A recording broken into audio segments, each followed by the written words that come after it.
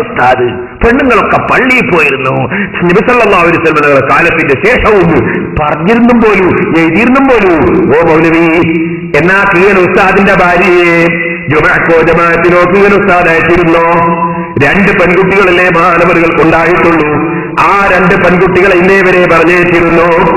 ഇന്നും അവർ പോകുന്നുണ്ടോ? അവിടുത്തെ ഭാര്യയെ പറഞ്ഞേച്ചിരുന്നോ?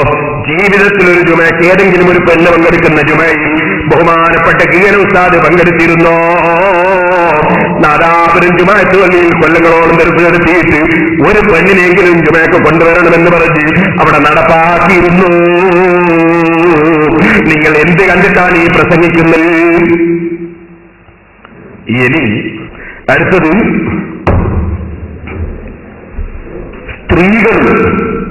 സ്ത്രീകൾ അക്ഷരവിദ്യ പഠിക്കുന്നത് ഹറാമാണെന്ന് നമ്മൾ പറഞ്ഞു പോലും. മൗലവിക്ക് എന്തെങ്കിലും ഇങ്ങനെ പറയണല്ലോ.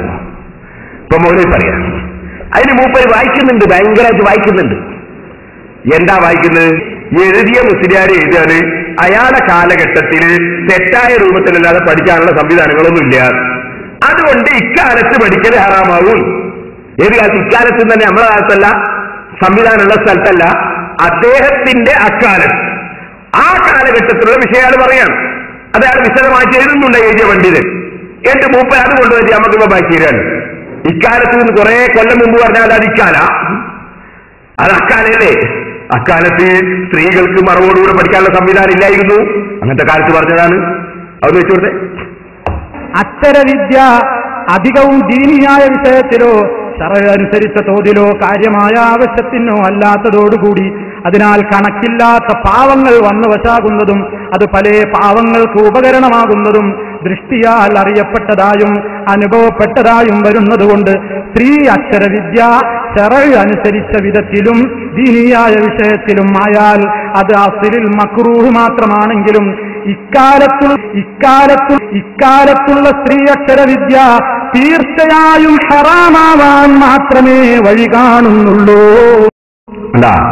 അത് എഴുതിയ കാലഘട്ടത്തിൽ ഹറാമാകുന്നേ വഴി കാണുന്നുള്ളൂ. അത് എഴുതിയ ആദ്യം തന്നെ തുടക്കത്തിലേ പറഞ്ഞു, ശരാരത്തെ രൂപത്തിൽ പഠിക്കാനുള്ള സംവിധാനമില്ല, ശരാരത്തെ രൂപത്തിൽ പഠിക്കാനുള്ള വിഷയങ്ങളില്ല. അപ്പൊ അങ്ങനെയാവുമ്പോ ഹറാമാവുന്ന അദ്ദേഹം പറഞ്ഞു. അക്കാലഘട്ടത്തിൽ അന്ന് നടന്ന അങ്ങനെ ഒരു സംഭവം ഉണ്ടാകാം. നേരെ മറിച്ച് ശറയിൽ തെറ്റായ ഒരു രൂപങ്ങളും വരാതെ അനിവാര്യമായൊരു വിഷയങ്ങൾ പഠിക്കുകയാണെങ്കിൽ അത് ഹറാമാണെന്ന് ഏത് പണ്ഡിതനാ പറഞ്ഞത്? ഏത് പണ്ഡിതനാണുള്ളത്? അപ്പൊ ഇത് വായിച്ചിട്ട് ഹറാമാണ് എന്ന് കാണുമ്പോഴേക്ക് മൂപ്പര് വായിച്ചിട്ട് പ്രസംഗിക്കുകയാണ്. എന്തിനാണ് മൗലവി ഇങ്ങനത്തെ വേണ്ടാവേലൊക്കെ? പിന്നെ മൂപ്പർ എന്താ പറയുക? ഇനി അടുത്ത കേട്ടോളി.